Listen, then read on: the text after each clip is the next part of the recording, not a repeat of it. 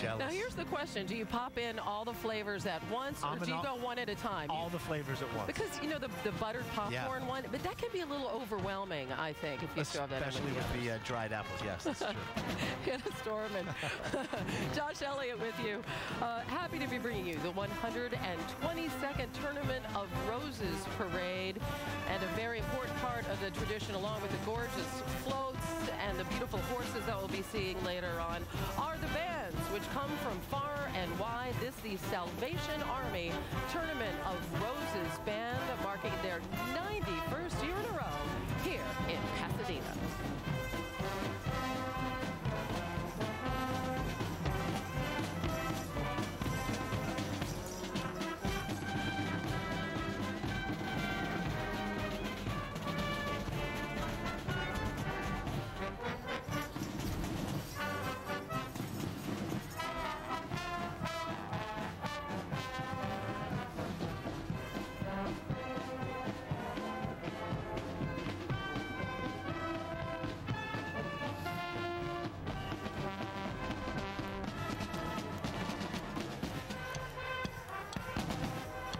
We'll be back with more coverage of the 122nd Tournament of Roses Parade after this message and a word from our ABC station.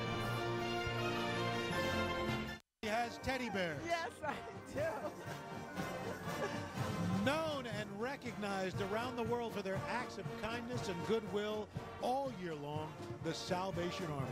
This is the 91st year the Salvation Army Tournament of Roses Band has marched in the parade, the longest of any participant. The great sounding band's members are drawn from various groups throughout Southern California, the United States, and Canada. Today's guest band is joined by young folks from England, where, ironically, the Salvation Army was originally founded in 1865, as we listen to their terrific sound.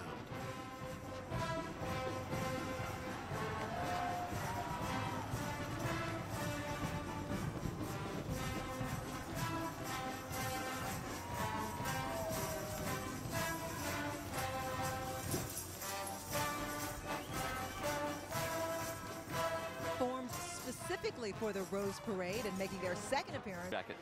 No, I did. You did. I see. Okay, wonderful. Now then, once again, we are so pleased to welcome the Salvation Army Tournament of Roses Band under the direction of Dr. Stephen Cobb from England.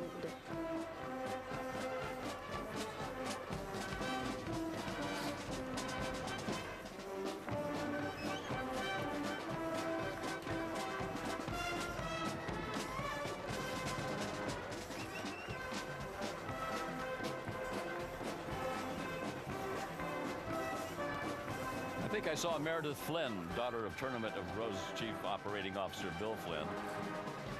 Once again, one of the banner carriers. Yes, indeed. You know, I won't shop anymore if a store won't let the Salvation Army out front. I just won't do it, because this is such an incredibly great organization. Thank you, Salvation Army Tournament of Roses Band. We love them.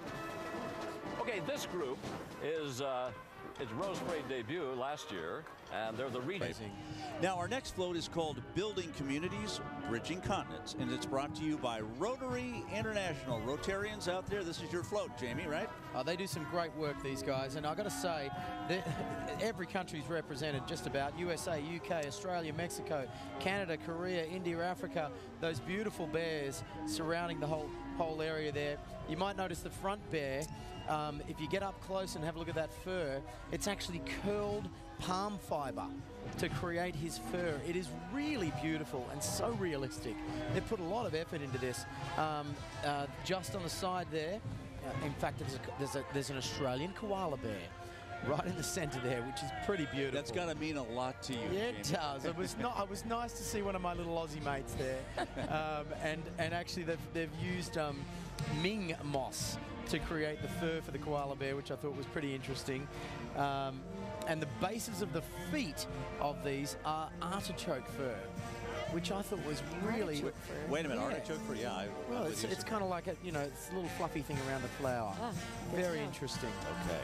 They've been in this for 32 years, by the way. Nice to have They it. do some great work, Rotary. Excellent. This is the Salvation Army Tournament of Roses band. They're from Los Angeles, California.